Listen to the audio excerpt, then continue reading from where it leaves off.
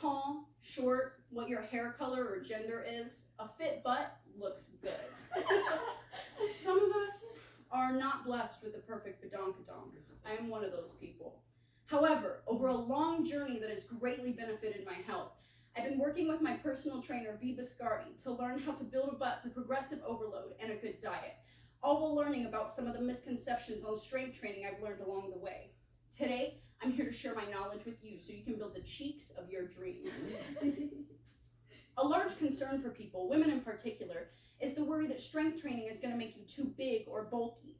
Research from the American Physiological Society has shown that strict diet and exercise is necessary to achieve those kind of results.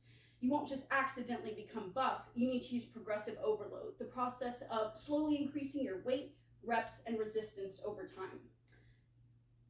We'll be using progressive overload to increase our butt size, but we would have to put the same amount of effort into our arms to achieve the same results.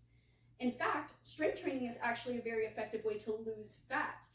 Research has shown from the American Council on Exercise that strength training not only builds your booty, but boosts your metabolism and burns calories for hours after a workout. Many people try and spot train. It's when you work on one particular part of your body with the hopes of losing fat in that one particular spot, like somebody working on abs to try and lose stomach fat.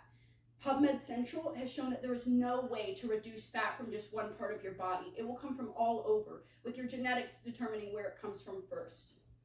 Another common misconception is that you need to work out the same muscle group all the time. This couldn't be farther from the truth. You need to have plenty of rest in between working out the muscle group. The rest period is when your muscles heal and grow bigger and stronger to accompany the new weight, or to accommodate the new weight. Listen to your body. Everybody is different. If you're tired, rest. Now that you know strength training is your friend, let me show you how to use it to build that wagon. According to personal trainer V. Biscardi, to build muscle, you need to use a combination of compound and isolation exercises. Compound exercises use more than one muscle group, while isolation exercises target one specific muscle area. The internet is going to be your best friend when looking up good exercises or trying to correct your form. You can find great compound exercises such as squats and deadlifts, or great isolation exercises such as hip abductions or glute kickbacks. I have a handout for everybody at the end with a list of trusted resources for great exercises and proper form. When doing those exercises, we want to use low repetitions, or the number of times you complete a single exercise before taking a break, and high weight. So, for example, if I'm doing squats, I'm going to want to use a high weight I can only lift 7 or 8 times, and then low repetitions. A high weight that I can only lift 7 or 8 times. And then when I can lift that weight about 12 to 15 times, it's time for me to move up to a higher weight. Eventually, your muscles will grow to accommodate the new weights that you're adding onto them.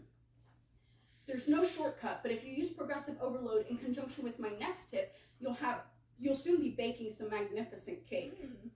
Have you ever heard the phrase, "You are what you eat"? It is the truth. Your cells, according to Dr. Michael Ormsby, are literally comprised of what you put into your body. In order for our muscles to heal and grow effectively, we need to use and eat more whole foods. Whole foods are foods that have been refined and manufactured as little as possible. If you're confused, just remember this quote by Michael Pollan. If it comes from a plant, eat it. If it was made in a plant, don't. It's also important to intake enough protein. Protein is what makes up your muscle fibers, and it can be found in meat, eggs, dairy, beans, and many other sources. PubMed Central has shown that getting enough protein in your diet not only helps to increase your muscle mass, but boosts your metabolism and lowers your appetite. The handout I mentioned earlier will have a list of protein sources on the back that is more in-depth for you. Getting enough protein will ensure better muscle growth. That way you can be ready for the next leg day. Your glutes are your foundation, the biggest muscle on your body. We've learned tools today to begin to build those buns, and we've learned about the myriad of health benefits and just as many misconceptions about strength training. You're in for a long journey, but if you maintain a good diet and you use progressive overload, you'll soon have a perfect peach to be proud of. My name is Michael, and I agreed to be an active and engaged audience member. Hi, my name is Bobby. I agree to be an active and engaged audience member. My name's Peggy, and I agree to be an active and engaged audience member. Hi, I'm Lola, and I agree to be an active and engaged audience member. Hi, I'm Tabitha, and I agree to be an active and engaged audience member. Hi, I'm Ryan, and I agree to be an active audience member.